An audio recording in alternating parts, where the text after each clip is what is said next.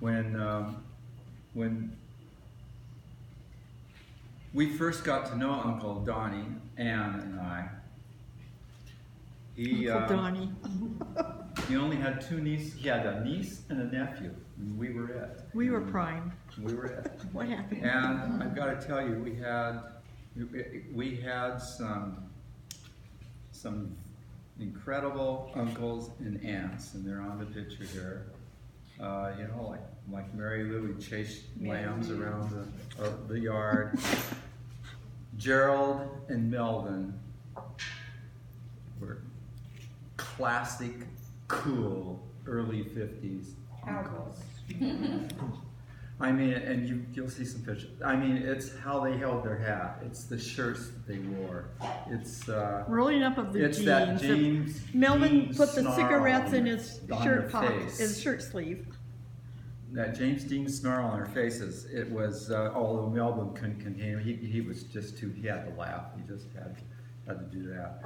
And you know, like Gerald teaching me how to move calves through the cattle chute for brandy. You know, the cattle prod doesn't work because batteries are no good. You got to twist the tail till the shit flies. And so I did. I mean, you had to. I mean, these guys were cool. And they could kick, they had the boots to kick tires of cars, and you know, I mean, they could do it. They could do it in a way that you think, wow, I could never do that. And then there was Uncle Don. Uncle Don was modern 50s cool. You were. I mean, we could start to relate to you. He was Cougar. He was WSU Cougar cool, and he started opening up. You opened up that there was other things to do in the world that were outside the Kittitas Valley, and so we got to know you. We got to know Mary better, I think, than the other two. I remember turning 5 years old, and you came home from college, and now we had about 10 cousins hanging around. But I got to go out to Grandma's place, and I can remember when you're working at KCDA, and I got to sleep in your room, in your bed, with you. And that was, I mean, if you're a 5-year-old. He probably didn't like it, but. And 24 hours later, Grandma said, you know, Keith, you're going to have to move into the next bedroom because Don really needs more sleep. The next bedroom was Mary Lou's bedroom. The girls' bedroom. The girls' bedroom. And I'm sorry, Mary, I'm sorry. I had nothing to do with that. And so there was a relationship, I think, that Ann and I and the cousins were having with you two that just really was a very important part of our life. And 10 years old, you had finished college and you were living married, you were living in a house in Portland, and we got to ride down. I think your oldest brother had been born. And I think you were in the car too. There's an old gray Dodge. Was it a Dodge? Blue Dodge. It wasn't old. It was brand new. Blue Dodge with huge 1949. fins. No, No, that was the 57. 57. Huge fins. I mean, I can remember people talking about why they had those fins. It was so important. I mean, it was a big deal. There were at least 8 of us in that car. No And seatbelts. The first time that I ever watched a basketball game on television was with you in that Portland house, Bob Cousy and the Boston Celtics. Really? Yes. And I mean, it was neat. 10 years later, How can you remember who it was, Bob Coon? 10 years later, I'm at PLU and you were in Bellevue with everybody, and it was just like, it was a backup. I mean, you were made sure that I could come up there, and I came up there. And I remember one Christmas, now there were about 20 cousins running around then. But one Christmas, and all 4 of your children were born, I came up, and it was at midnight, the night before we were going to drive over to Ellensburg. you got an emergency call from Lucerne, and you had to go over to the plant, and he said, "Hey Keith, come on over with me." And I thought, wow, this is really cool because he's going to take me to the workplace. And there was a real problem with the sour cream. No, you got to get this. This is the sour cream for all the chip dip for Oregon and Washington for Christmas and New Year's. Oh. I mean, this vat, you have to climb a ladder to get to the top. And if you fall in, there's no recovery. You're chipped it. So, Do you remember that, Dawn? do you remember that? It made an impression on you. I climbed up that ladder. You had me climb up that ladder.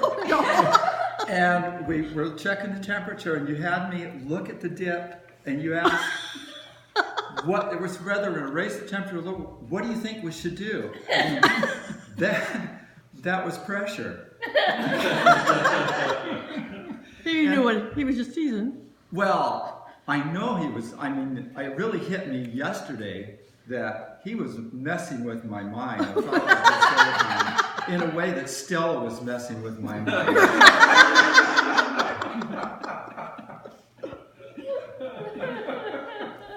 And we got over to Ellensburg, and there were all those cousins. You were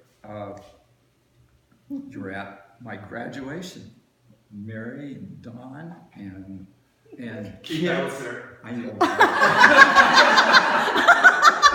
don't forget you though. And Jen and I. For our wedding. You Cute were there. Dougie was there. Not only were you at that wedding, Doug, but you and David took instructions from Gerald about how to throw rice in people's faces. I mean, stung. I mean, Jan remembers it, and we have it. Jan remembers it. And she said, who are these kids? Cousins, Jan. We were tossing it, we were throwing it. Cousins, and there's 25 more. And these are the good ones. And Yeah, that's one of my favorite pictures I did get of them coming out of the chapel, and David on one side, Doug on the other, waiting for him to come out. Or you just open the door and they'd come out. belted us. I mean, we didn't have glasses or goggles. Where you better go. I don't think Jan's ever laughed about that. Now, Dawn remembers that, not the sour cream.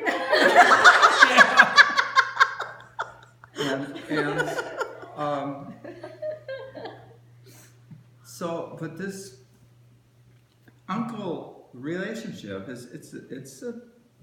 I think it's a bigger deal than you would, than an uncle would realize. It was important. Jan met all of those cousins, and I've got to tell you that What'd you think of the D's? all of those cousins have been emailing and names and building this list this last week, just simply because they know you and Mary Lou are down here, and that there's a group of cousins together. And this has gone through it's gone through 3 revisions. Their names are being added, and the whole rest of the cousins are having a great time just going over this list. 3 revisions within the week, practically. Yeah. Isn't it? Oh yeah. But it's not like anything is wrong. They're just adding more and more information. Like Dawn, I think Wayne was the first to respond. And What's the, oh yeah, every family, and just going out to the Reeser Creek farm and riding those ponies, and knowing that your dad wanted for every grandchild a pony. I think the line I've heard is that at one point, Grandma Hunt says, Charlie, you know, Charlie, those kids are not going to stop having children.